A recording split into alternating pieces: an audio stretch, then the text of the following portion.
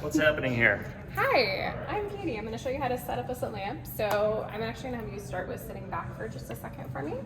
And we're going to set our slit lamps to 0. Oh my stars. What does 0 mean? So 0 to me means that our slit lamp is on, our light is on nice and bright over here, and that we think we're at a good height for our patient. Bright. Yes, it's very bright. Height is set down here. So you can move your table up and down, and you can move this piece right here up and down for your chin rest.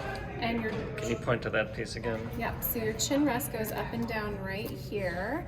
You always want to make sure that you're not positioning your patient so they're at the bottom or the top of the chin rest if possible, so you always have wiggle room to adjust further. You also have your joystick knob right here that does bring it up and down. There's not as much height in this, so you want to be set about mid-range when you're using it. And when you're going to move your slit lamp, you're going to hold on to it and move the base here while you keep your joystick back when you're making movements like so. This is pivotal so that when you're up close to the patient, you can move your joystick and little wiggles and it not be as impactful or pushing the patient around. So for 0, we make sure that our machine is locked before we place our patient. We have the oculars facing you. You want your oculars to be set correctly at 0 and 0 and to be the right width for your eyes, so that you can see through and binocularly fuse your vision the best. I'm so sorry I kicked you. Don't kick your patients unless you need to. Okay.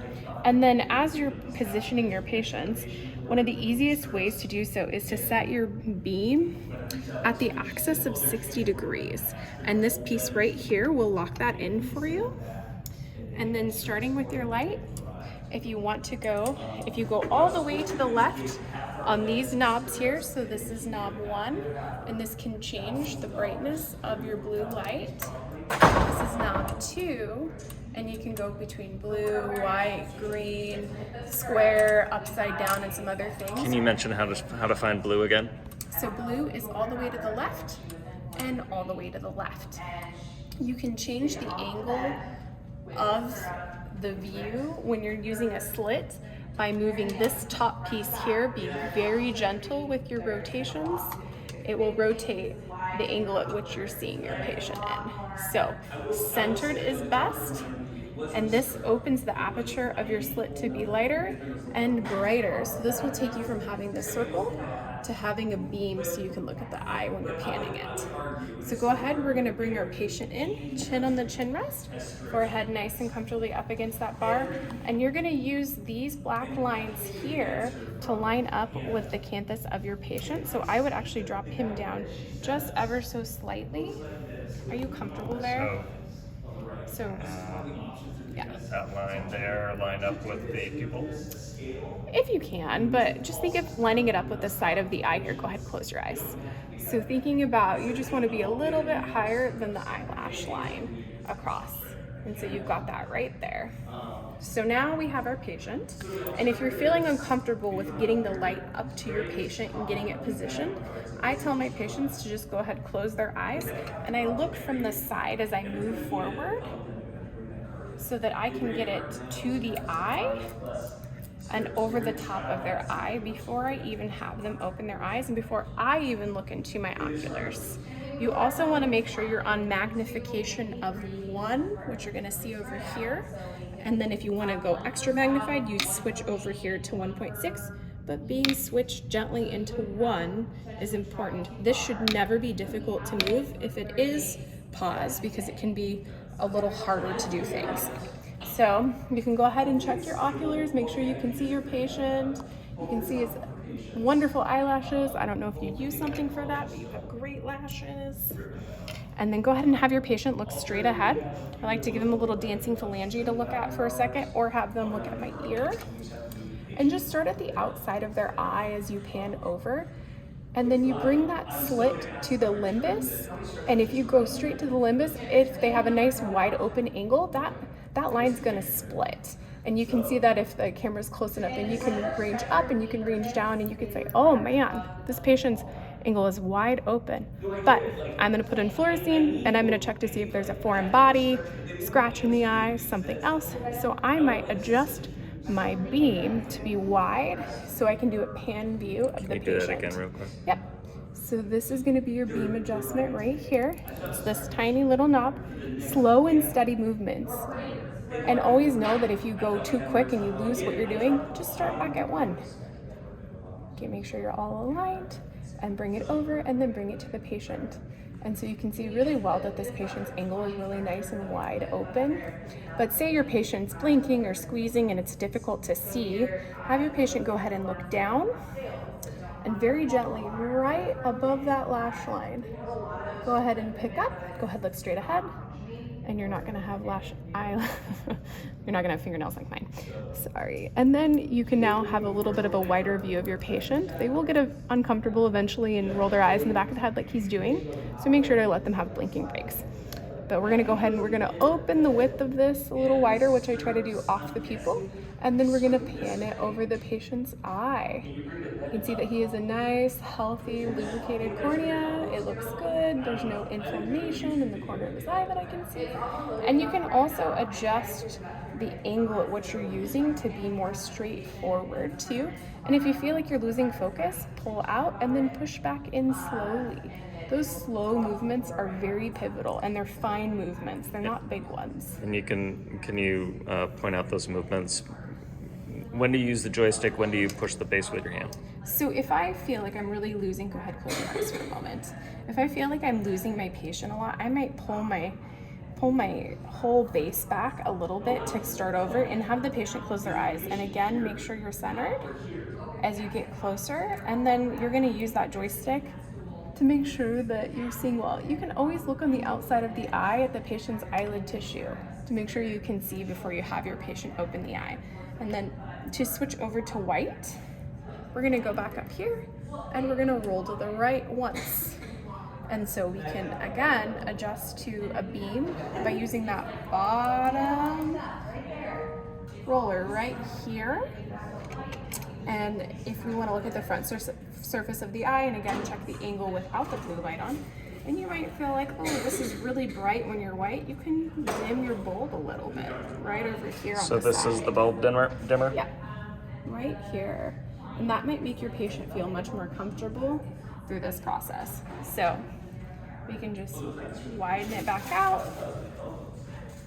It looks a little blurry, so I need to push in, but don't push into your patient's eyeball. They won't appreciate that. And again, here we go. And I'm just gonna look at it from the nasal angle as well. You don't have to do this, but you can. And you can go up and down and look at things as well. Nice red reflex, thank you. And we're gonna switch eyes, so that means I'm gonna pull back a little bit and I'm gonna rotate over. Make sure everything's nice and open, and I'm gonna make sure that I'm set at my 0 as I move in towards the patient. So setting to 0. So we're now at 60 degrees again and locked in. So 60 means 0 in this context. Yes. And I'll go ahead and tell my patient to look at my fingertips for me. Beautiful. Go ahead, look to the left. Go ahead and look up and blink while you're looking up. Good. And go ahead and look down. I'm just gonna gently grab the lid here. Good. All right. And then as I decide that I'm done looking at my patient, I'll tell my patient, tell him to go ahead and take a step back. I'm going to bring my slit lamp back to the side, and I'm going to lock it into this position by screwing this to the right. I'm going to make sure that it's set and everything is locked, so as this machine is moved around, it's set well. So the last thing you do is lock it. I lock it up, and then I also make sure that the machine and the table are powered off all the way, so that if it's plugged in wherever it's sitting, it's not getting hot and pushing on the lamp and starting to burn that out. These lights are harder to change, they're expensive to change. Other key component that's very important, do not touch this mirror right here. Scratches and impacts on this mirror can ruin the view that you have, as well as making sure that you wipe the chin rest and the forehead rest down with an alcohol wipe between use. And always making sure your oculars are clean. So a nice Kim wipe is a good way to clean the oculars. Do not put alcohol on them. Do not put cleanser on them. So you don't want to use a purple wipe. You use optical wipes. Yep, which we can get you guys. Okay. And just always making sure that your machine is locked when done. Can you point out the locking knobs? So we have a lock here. This is going to lock the base and keep it from sliding around. This is going to lock your angle right here. This is also a lock right here to the bottom, to the table, and then everything else is good to go. Okay, one last thing. Can you just go top to bottom and point out each of the things that we would typically adjust during the course of an exam? Yes. Okay, they all have names too, which I'll make sure is sent to you. So this piece right here is going to change the angle from being up and down to being sideways. Thank you, patient, so much. This is going to change the type of light you're seeing as you're seeing it. And this is where you get that green light that some of you might accidentally find. But you prefer the blue. The blue is better to see patients with, in my opinion, but others can disagree on that. And then this is where you're going to see. And if you actually look at this head nozzle right here, I just tilted all the way to the left and you see B, and that stands for B for blue. And this shows you the width of things as you're moving through and shows you the magnification as well. So this is blue and this is white. And those are the most two easy ones. So all the way to the left is blue, the next one in is white. Okay. And again, you can change the angle of things. And then you can change the width of your beam here. So opening all the way up, you can see that the lift happens here, and then making it thinner as well.